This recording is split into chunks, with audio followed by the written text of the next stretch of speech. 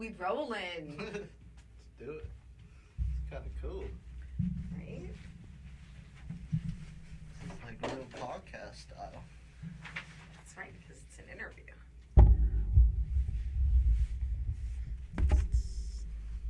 Doo-doo. Little spin screen action. I am Pam Junge with the Junge Group, and I am here with Daniel Stewart, and today is a pretty cool day. I've known Daniel for over 6 years. He came to me 6 years ago when he got licensed, and I've been mentoring him, and he's just not only a phenomenal human being, he's also absolutely crushed it. He's doing in 6 years what most seasoned agents never accomplish in their lifetime. So I wanted to ask him a couple questions, dig in a little bit, and find out like what makes Daniel tick. Why is he so successful? So good morning. Good morning. Thank How you for are your kind you? words. I'm doing good. Of course, you know how much I love you. It's not a secret. So let's start with this moment. You were just awarded the top 1% in the state of Nevada, in the country. What are we talking about here? It was for Nevada for quarter 2. Nevada for quarter 2, top 1%. Mm-hmm. That's incredible. I know. So Crazy. what is it like? What does that moment mean to you? I think really personally, like it just means that I have what it takes, and that I'm good enough, and I'm capable, and it's a reflection of just believing in myself and having the courage and confidence to not stop and keep going. Wow. So do you think like if we were to give advice to somebody else out there who is just starting, do you think that that's the advice that you would give them? Like, just believe in yourself. You're capable. For sure. I think that's the foundation of, believing in yourself for sure. And just, just keeping the promises with yourself. Whatever you say you're going to do, just keep doing it and stick to something for, at least a year, and be able to commit to it and time block and go at it every single day. But the foundation is your mindset and believing in yourself, and that translates to being successful in any business if you truly have it. Beautiful. I love it. You've been in the business for 6 years now. So looking back, what were some of the biggest mindset shifts you remember? Like the benchmark mindset shift moments that really stand out to you? Yeah, it's a good question. Biggest mindset shifts, again, I think it comes back to just I'm enough, and that I'm competent. I think that was a big thing, especially when I first started, is, you're learning so much, and you're almost like scared to voice things, or like you have this little hesitancy, but it's just being competent and just being selfless, putting all your focus on the other person. It's not about you. It's not about looking bad. It's just simply being about other people. And yeah, and I love that you said that. And like, I have a little bit of an inside advantage because I do know you very, very well. And I think one thing that is interesting and unique about you is that you're a true seeker. You're a seeker of knowledge, all knowledge. Mm-hmm. On just from everything from being a better human being to real estate to the world. You are a seeker. And I think that, not everybody is. Yeah. And I think, and that was a big thing for me too. I think it was like one thing, because I've caught myself of like, you're getting in this routine, and like you're being successful, and you stop being a student. And I think the most important thing in life is to just always be a student, and you never know it all. And as long as someone is a student of the game and anything that they're doing, they're going to be successful, because you have the humility, to just, I don't know it all. And I'll be the first to tell you, like, I don't know it all. But I got a team with me, and just always being a student of life, man. There's always ways to get better. I think a lot of people, they start getting successful, and they're like, I'm better than someone, but no one, you're not better than me, and I'm not better than you. We're all on this earth trying to figure it out together, and just being a student, there's always room for improvement in life, in your personal life, business, family, relationships. So true. And this game's always changing, right? For sure. Oh, shoot. COVID. Yeah. Now what? Oh, shoot. Interest rates go up. Now what? Like, if you've never transacted in that kind of market, you have something to learn. Yeah. right? We all have something to learn. I think that's the coolest thing too. Is just like in this business is that you always do have the opportunity to learn. So like there's never like a peak where it's like I know it all. Like every day, still to this day, even you, I see sometimes it's like we're always learning. There's always something, a new question, a new thing in the market, a new type of understanding that we have to do it. Of things. So, yeah. Well, hey, listen, I'm 36 years in the business, and thank God for you because you're the boots on the ground. You teach me every day. Yeah. Teach me every day. So, it's a win-win for me, too. So, you have always been able to balance hustle with humility. Mm-hmm. You are one of the most humble people I know. You truly do operate from a place of service. Mm-hmm. How do you manage that? I think because I don't have to prove to the world that I'm enough. Like I always focus on just proving myself and keeping the word with myself. And again, I think it goes back to just always being a student of the game. I think there's a difference between confidence and cocky. I think cocky is arrogance, and you're not like cocky comes from a place of actually fear versus confidence is that you're capable and you're enough and keep the word with yourself. And I think I balance it again just because there's so much I still have to learn. And again, I think I said a little bit earlier is that we're all the same. Like I'm not better than you, you're not better than me. I'm not superior than anyone. We're all on this earth together. We're all people trying to figure it out. And I always remember that too because I've been in places where even with you, you've given your heart to me. And now that I'm coaching people, like I could see how it could be very heartless at times, where people are, I don't want to say it's heartless, but you don't see the benefits or the rewards for a very long time. But the reward, I guess, is seeing other people succeed. And that's what I kind of love to do now. Yeah. And so most people either operate from a place of ego or heart, right? Mm-hmm. And you just... It's wonderful to watch you because you balance that really well. You hustle with humility. I don't even know how else to put it in words, but that's just how I describe you. All hustle and heart at the same time. It's really an incredible mix. And, I think that balance is a misnomer. It's like, sure, we strive to keep balance in our life, but how many times it's like, your family might suffer because you do have all that hustle. And sometimes the job calls for us to be up until midnight working on contracts or researching or doing whatever we do, right? Exactly. But then how do we bring it back in? Yeah. Yeah, and I think that's something that I've had to focus on a lot is because it does demand that, I've been on like vacations where I'm on my computer, I've been at home, my girlfriend's like, we got to go to bed. And, but I do think I've been better at it about being intentional, like just be where you are. And that's the most important thing, is just if I go home and I tell my girlfriend we're going on a date night and you have me from this time, like I'm putting the phone down, I'm fully present. And same with business, when you're here, like, there's so many things that you could be doing, and I think that's what overwhelms people rather than just taking action on one thing and doing it and getting it done. I love that. And remember, guys, like, we're not performing surgery here. This is not a hospital. We sell real estate for a living. You can put the phone down for 2 hours and be with your family. That's one thing that you and Frankie, I forgot who told me, but you and Frankie, but everybody's like, no one's going to die. Nobody's going to die. Yeah. That's funny. I love that. Yeah, you're really good at bringing it all back in. I know you're big on this, but I want you to kind of like let everybody know what are your daily habits and routines, right? I know that this is something that's huge for you. Yeah. From time blocking to spirituality to all of it. So, So spill the beans. What are your daily habits? So daily habits. First and foremost, it's going to the gym right away. Like the quickest way to get out of a rut or a bad mindset is to change your physiology. Tony Robbins always preached on that. But if you're feeling down, like go straight to the gym. I guarantee you, if you go work out or run, like you're gonna feel better. So the very first thing is just, and personally, I think it's just getting the hardest part of your day done and the mindset. Rather than your day taking control of you, you take control of the day and take care of yourself first. And I always believe that you can't Oh, wait a minute. Stop. Say that again.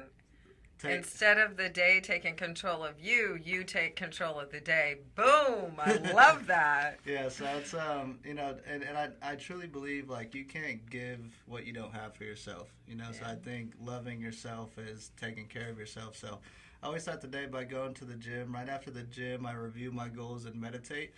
And that's been big for me. Like meditating is, for me, it's been bringing up an elevated emotion. And what is that? All these goals and everything that you want really just comes down to a feeling. So how could I bring that elevated emotion to today and just feel positive? And what does my reality feel like? And just continuing to remind myself of that. And then right after that, I do 3 things I'm grateful for and why.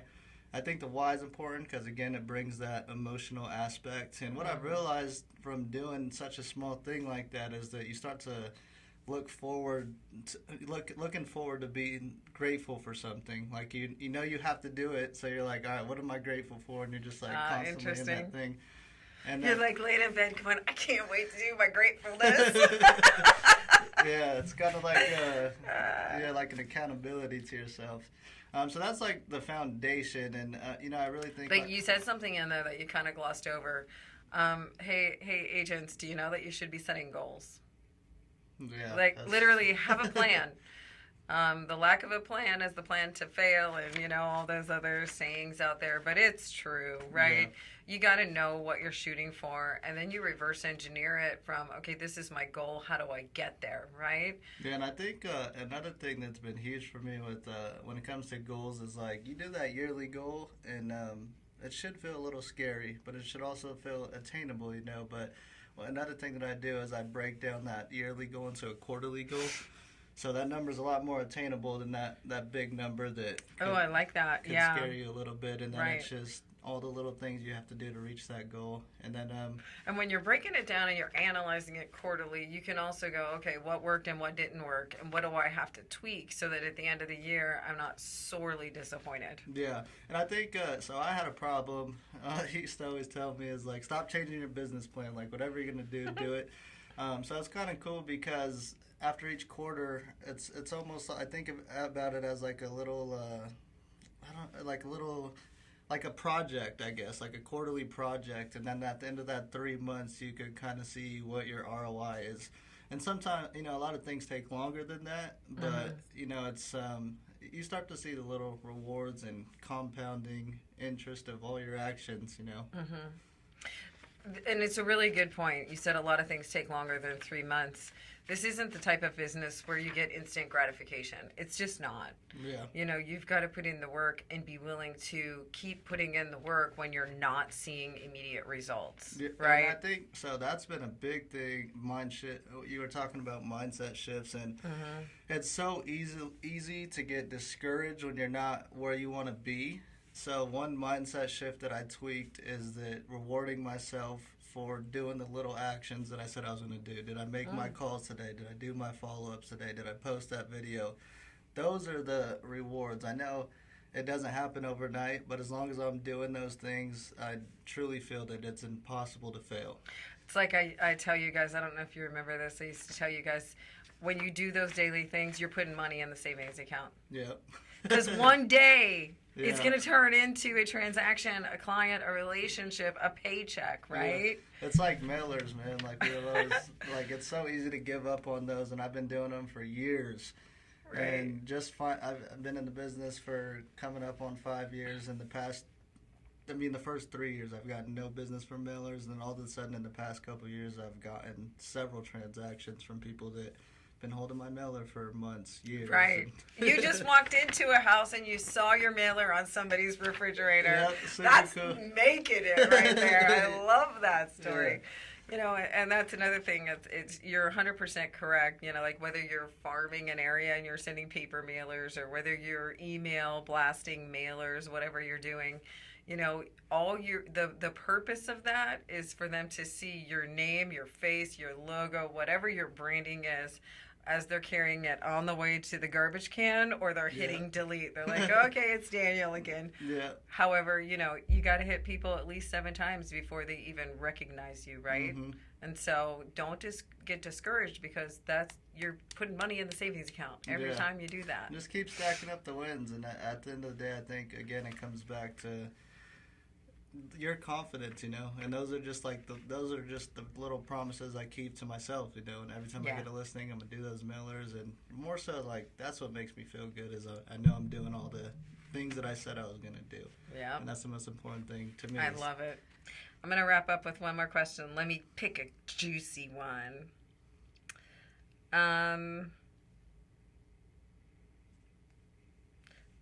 Let's do this one. So now that you've had, we kind of touched on this. Now that you've had a front row seat to the power of mentorship, what role has mentorship played in your growth, and how do you plan to pay it forward? That's a good question. Mentorship is, man, I thank you so much every day. Like, mentorship, man, is everything. Like, I see so many people get stuck up on, like, commission splits and all those things, but you truly are, like, the average of who you surround yourself with. And I've realized that over these past couple of years more than ever, and it's, even if it's a fortune, like it's always worth it because mentorship is going to make you grow exponentially, and more importantly, it's going to make you learn things that you just way more quicker, way more faster, and exponentially than you ever would by yourself. So it's everything. And how I plan to pay it forward is doing that same thing. Like, my goal is to just inspire people in life. My goal is to just inspire people to be the best versions of themselves, and by doing that through changing the way they think about the world, other people, and most importantly themselves. And paying it forward by being totally selfless when it comes to giving my energy and time to people that I could see they have the motivation and the drive to be successful, and paying that forward and mentoring them and just being with them through thick and thin. Yeah, like intellectual intelligence, right? Like your experience, you've worked so diligently to get where you are, and you give it away freely. Yeah. You know what I mean? And half the time people don't do anything with it. It's kind of the problem. But you're going to find you're going to find your Daniel. Yeah. You're going to find your Daniel, and that's going to make it all worth it, And, I appreciate you hanging in there because I'm not the easiest mentor. Yeah. I think it's good, though, man. Like, I think, like, the people, like, when I look at people that I truly, like, love and am drawn towards, it's the people that tell me I'm wrong. And it's the people that, like, don't agree with me, like they have the courage to voice their opinion because they care about you. Exactly. There's a difference, like when it's coming from a place of care, concern, like, and love. Yeah, like so many people just agree and just like cool, but it's the people that are like, no, dude, you're wrong, or just inspire you to think, like, hey, what if? Yeah. Could it be? Yeah. Even like, if it changes again, because I think it's. The most influential people are the people that change the way you think about yourself, other people, or the world in general, So, that's what it's about. Well, I know that you're going to kill it. I know you're starting to build your team. And I know that anybody that comes on your team is going to be lucky as shit to have you. Thank you. They also kind of get a bonus. They also kind of get me because I'm kind of like coach of coaches, right? So it's a pretty cool opportunity, right? Hopefully get you retired soon. That's exactly.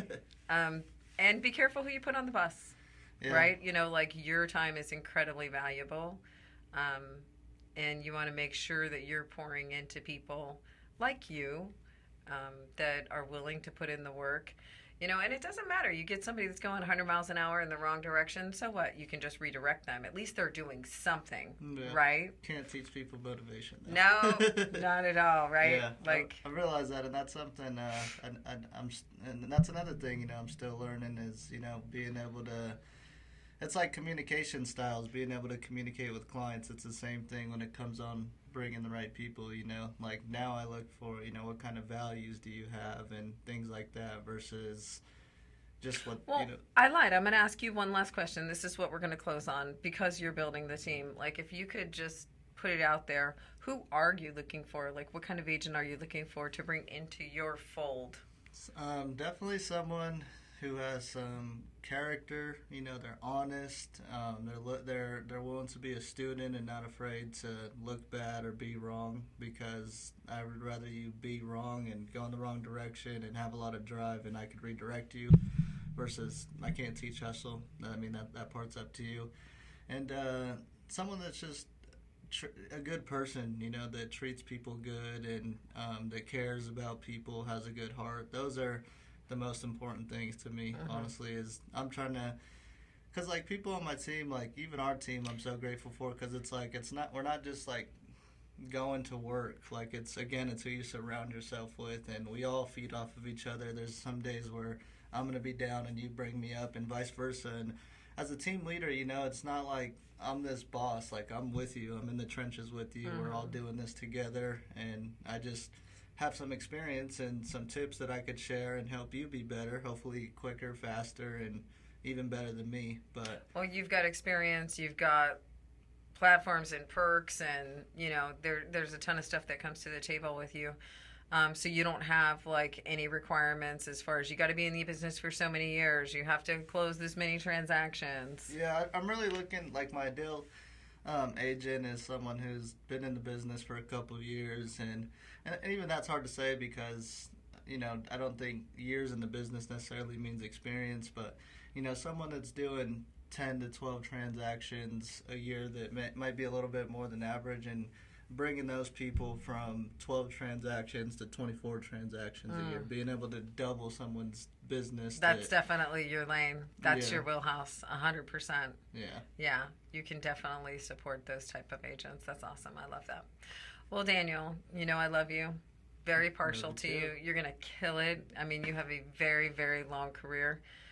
I hope you're not a team lead forever. I hope you just become a real estate baron and you just own the shit all over the world. Yeah, and you're just that's the goal. collecting cash flow one day, right?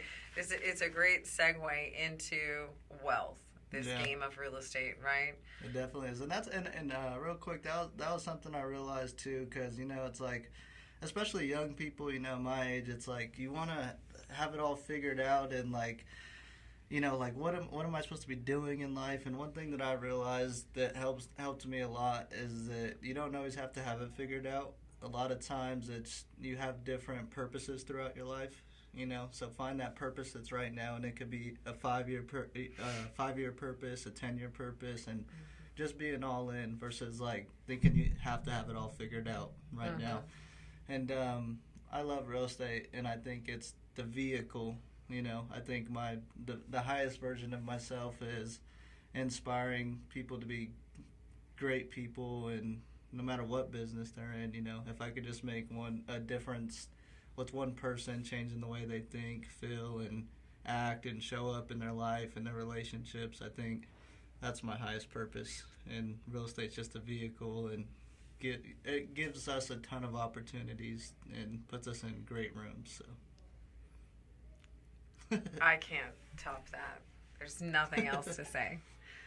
So thanks for listening. I hope if you're out there and you're a real estate agent and kind of like struggling a little bit, or even if you're not struggling and you're doing really well, there's always another level of success, right? So I hope you garnered something from this guy, because he is the 1%.